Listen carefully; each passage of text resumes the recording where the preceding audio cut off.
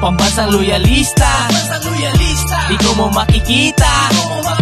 Pambansang loyalista, dito makikita ang totoong balita. 1, 2, 3, Pambansang loyalista, ito ang the best.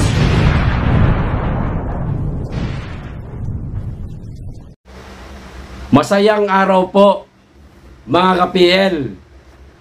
Ngayong wala na po ako sa grupo ng Tugon dahil inalis po nila ako mga ka-PL. Oras na po para ipagtanggol ko na si BP Sara sa ilang nasa grupo ng Tugon na ang content ay puro paninira kay BP Sara. Uulitin ko, iilan po sa kanila o karamihan po sa kanila ang content ay paninira po laban kay BP Sara. Hindi ko po nila lahat ha. Kasi kahit papaano may mga maka-Duterte pa rin po sa kanila, hindi lang nagpapahalata, lalo na itong mga Bisaya. No? Bilang patunay mga ka-PL na kadalasang content nila puro paninira kay BP Sara, may papakita po akong referensya. Kayo na lamang din po ang mag-analisa, pero malinaw ho dito sa mababasa ko at may papakita ko sa inyo, paninira po kay BP Sara ang iko-content o ipinapa-content po sa kanila na hindi ko po ginagawa mga ka-PL. Ito po ang isa sa mga nakikita kong dahilan bakit po nila ako inalis sa grupo. Kasi hindi ko po kayang ipagkanulo ang mga Duterte. Mahal na mahal ko po ang mga Duterte. No? Hindi sana ganun, no? Kung gusto nilang pabanguhin yung Panginoon nila, pabanguhin na lang nila. Walang problema yan Pabanguhin nyo na lang. I-content nyo lahat ng mga ginagawa niya. Pero yung sirain mo, yung isang tao na wala namang ginagawa sa'yo, hindi ho tama. O eto po ang referensya ko mga ka-PL. Pero bago ko po simulan, makikisuyo muna ako sa mga hindi pa po nakasubscribe. Baka naman at pakiclick na rin ang notification bell para updated sa lahat ng upload. At huwag nyo pong kalimutan, palike na rin po sa video sa mga kapwa ko dyan na patuloy pang sumusuporta at nagmamahal sa mga Duterte. Okay? Maraming salamat po. Makikisuyo lang. Ito po ang headings niya mga ka-PL. Ayan. Pinutol-putol ko lang po ha, pero headings, mama, ipapakita ko rin po ito ng buo. Headings lang muna. Ang nakalagay ho dito, subject, House support the President. Abay natural. Lahat ng nasa Kamara, nasa Kongreso, nakasuporta talaga yan kay Pangulo. Sino ba ang pinapanginoon ngayon dyan sa Kongreso? Di ba pinsan ng Pangulo? O natural yan. Para saan daw itong content? Saan daw ito ipopost? Makikita nyo rin naman. Ayan para daw po ito sa Twitter o X na ngayon at sa Facebook. Hindi pwede yata ito sa YouTube. Pero ito ay kinontent ko sa YouTube. Kasi wala naman na tayo. Di ba? Pro-admin at anti-Duterte. Okay? Ito na po. Upload the photo of the statement. Wala pong nakalagay na photo. Ito lang po ang nakuha kong impormasyon bago po nila ako inalis. Take note, inalis po nila ako. Hindi po nila ako tinanggal, mga ka-PL. Ano ha? Ito ang letter A, mga ka-PL.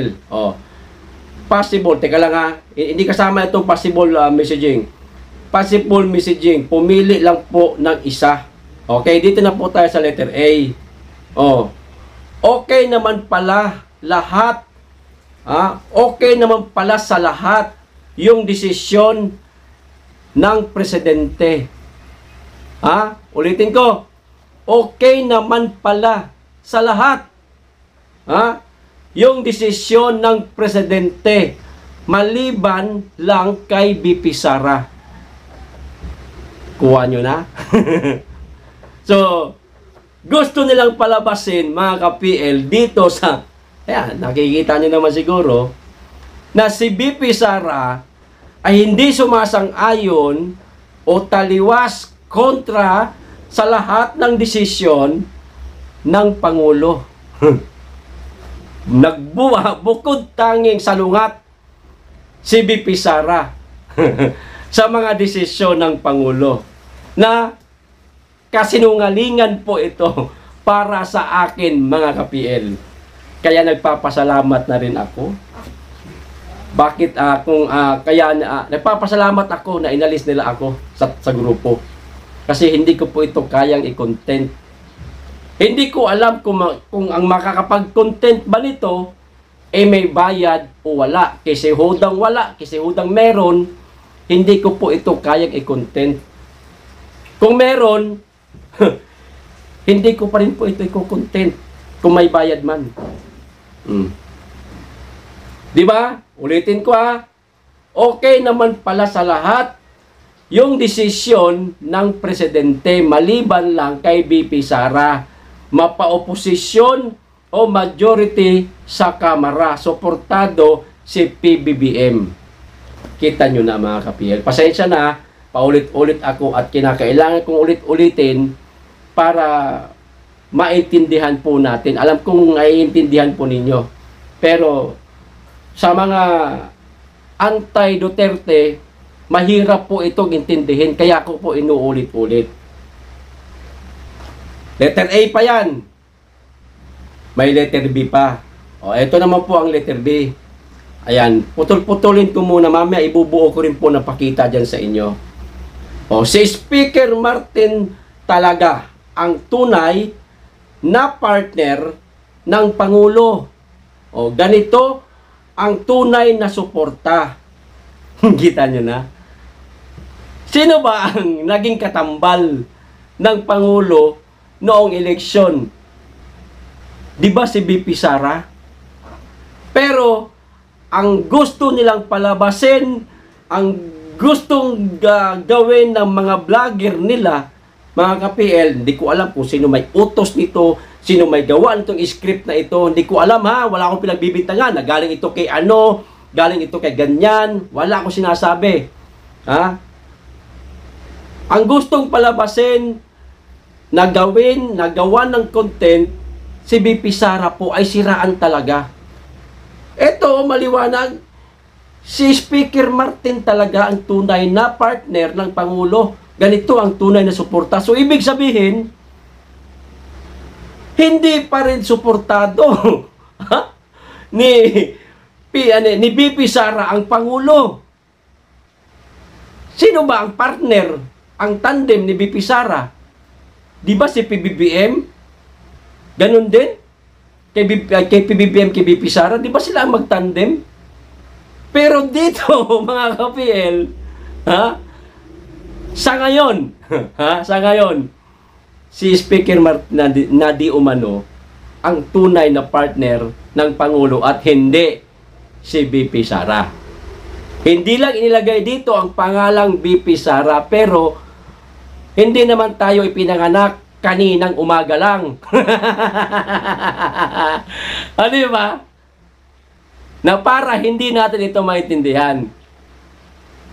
Di ba? Hindi nyo po napapansin, mga vlogger nila, hindi ko napabangkitin kung sino-sino sila. Pero, pag pinilit nyo ako, baka sabihin ko kung sino-sino yung mga vlogger nila, bakit nila, bakit hindi siya? Basta nila. Ayoko magsiya. Ayan. Yun mga ka-PL. Nagpapasalamat ako at inalis nila ako. Siguro naintindihan nila. Itong mamang ito, hindi man ito natin kaure. Berde ito. Berde. Asul tayo. Ayun, asul. Wala akong sinabing ibang kulay Asul. Yan, asul. Letter C. Oh, ayan. Oh. Bakit ba ang mga maka-Duterte ayaw sa kapayapaan? Talaga lang. Kita nyo na? Ha? Kulang na lang sabihin dito sa script na to, mga ka-PL, na bakit ba ang mga na lang sana bakit ba ang mga Duterte, tanggalin nyo na yung maka. Oh. Bakit ba ang mga Duterte ayaw ng kapayapaan? Actually, meron po akong content nito. Dito ko po kinuha. Nung isang araw, ikinontent ko po. Tinwist ko, iniba ko yung title ko, mga ka-PL. Tawag nito. Pabor sa mga Duterte ang content ko nung nakaraang araw. Hindi po katulad dito. Okay, dito tayo sa mga maka Duterte, okay? Bakit ba ang mga maka Duterte ayaw ng kapayapaan? May question mark, di ba? Ako, maka Duterte ako. Bakit gustong-gusto ko ng kapayapaan? Unang-una, sanay kami dito sa Davao na mapayapa ang lugar namin. Isa na dyan si BP Sara, na kahit na anong batikos sa kanya, paninira sa kanya, gumanti ba siya? Hindi. Ang dating Pangulo, nagsalita, nag-ingay siya, pero pagkampiyon sa anak niyang nakikita niyang inaapi na, sinong magulang ang matitiis na ang anak mo binabanatan na, binubugbog na ng kahit sino? Mismong ang kapatid ng Pangulo, si Senator Amy Marcos, bugbog na si BP Sara. Di ba? Ang Pangulong Marcos, noong eleksyon, inulit-ulit nitong mga dilawan na di umano ang Apulacay kawatan. Berdugo, maraming ipinapatay, at kung ano-ano pa. Di ba ipinagtanggol din naman ni PBBM ang kanyang ama? Abay, natural. Sa isang mahal mo sa buhay, ama ka man o anak ka man, na sinisira ang mahal mo sa buhay, ipagtatanggol mo yan. Natural yan. Anak mo, makinig kayo, mga anti-Duterte. Halimbawa na lang, anak mo, sinampal ng kapitbahay mo. Ngingiti ka? Papalakpakan mo yung sumampal ng anak mo? Abay, natural. Susugurin mo, hahampasin mo rin. Ganon. Ipagtatanggol mo ang anak mo. Maging anak ka man na nakita mo magulang mo hinambalos ng ibang tao, ipagtatanggol mo rin ang magulang mo. Vice versa. Ganon ho. Mismong hayop lang Aso, may tuta. Sinugod ng ibang aso yung tuta niya. Ipagtatanggol niya. Animal yan tao pa kaya. Natural yan. Naintindihan ko ang dating Pangulo, bakit siya nagyaw-yaw. Bakit niya ipinagtanggol ang pangalawang Pangulo? Kasi anak niya. Ganun yon. Pero mabalik po tayo dito, mga ka-PL. Ipakita ko na po ng buo. Ayan. Kayo po ang mag-analisa. Paki-comment po kung ano po ang napansin ninyo dito. Paninira ba sa mga Duterte o sa pangalawang Pangulo o hindi? Mag-comment din po kayo, mga anti-Duterte. Nakuha ko po itong impormasyon bago po nila ako inalis sa grupo. Nakita nyo na? Yan ang gusto nilang mangyari. Siraan ng siraan si BP Sara para pabanguhin naman etong amo nila. Di ba? Sino ngayon ang matino? Ha? Ha? Sino ngayon ang matino at sino ang asal demonyo? Mga ka-PL, kayo na po ang humusga. Hanggang dito lang. Maraming salamat. Mag-iingat tayong lahat. Lalong-lalo na sa nag-iisang ayaw ko pong banggitin. Ngayon, toot lang muna. Okay? Hanggang dito lang po. Mag-iingat kayo lagi. Be blessed.